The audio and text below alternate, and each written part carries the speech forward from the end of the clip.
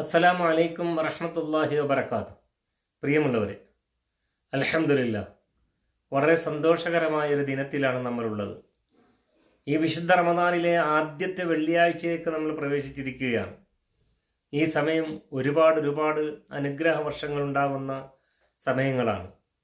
കൂടുതൽ ഹംദിലും തസ്ബീഹിലും തഹ്ലീലിലുമായി കഴിയാൻ നമ്മൾ ശ്രദ്ധിക്കേണ്ടതുണ്ട്. അൽഹംദുലില്ലാ, സുബ്ഹാനല്ലാഹ്, അൽഹംദുലില്ലാഹ്, അല്ലാഹു അക്ബർ.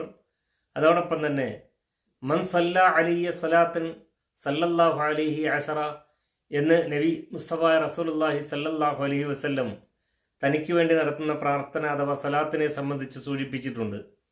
ഒരു പ്രാവശ്യം ഒരാൾ നബിയുടെ പേരിൽ സലാത്ത് ചൊല്ലിയാൽ അള്ളാഹു 10 പ്രാവശ്യം 10 വട്ടം അയാൾക്കായി അനുഗ്രഹവർഷം ചൊരിയുമെന്നതാണ്. റമദാനിലാകുമ്പോൾ അത് 700 വളരുകയും ചെയ്യും.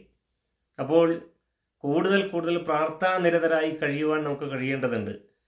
അള്ളാഹു റസൂലുള്ളാഹി സല്ലല്ലാഹു അലൈഹി വസല്ലമയുടെ പേരിൽ നിർവഹിക്കേണ്ടുന്ന പ്രാർത്ഥന എങ്ങനെയെന്ന് നമ്മളെ പഠിപ്പിക്കുകയും ചെയ്തിട്ടുണ്ട്. അല്ലാഹുമ്മ സല്ലി അലാ മുഹമ്മദിൻ വ അലാ ആലി മുഹമ്മദിൻ കമാ സല്ലൈത അലാ ഇബ്രാഹിമ വ അലാ ആലി ഇബ്രാഹിമ ഇന്നക ഹമീദും മജീദ്.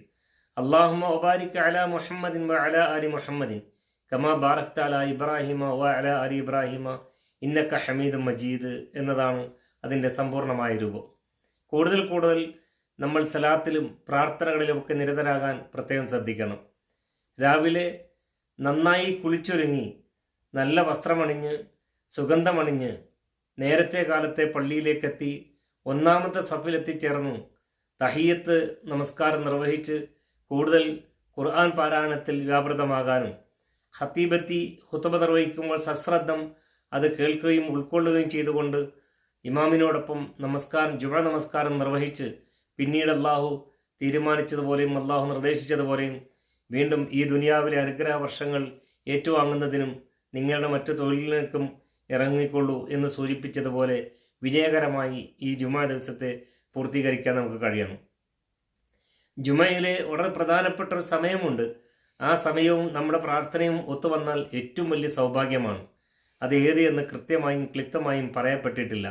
എങ്കിലും ഒരു പ്രതീക്ഷയുള്ളത് അസ്തമയത്തോട് തൊട്ടു മുമ്പുള്ള സമയമാണ് എന്ന് സൂചിപ്പിക്കപ്പെട്ടിട്ടുണ്ട്.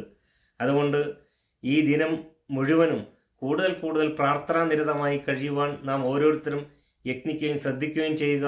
അല്ലാഹു സുബ്ഹാനഹു വ തആല അവൻ്റെ തൃപ്തിയോടെ കൂടുതൽ പ്രാർത്ഥനാനിരതരായി കഴിയുന്ന സൗഭാഗ്യശാലികളിൽ എന്നെയും നിങ്ങളെയും ലോക മുസ്ലിങ്ങളെയും ഉൾപ്പെടുത്തി അനുഗ്രഹിക്കുമാറാകട്ടെ എന്ന പ്രാർത്ഥനയോടെ അസ്സലാമു അലൈക്കും വറഹ്മത്തുള്ളാഹി വബറകാതുഹു.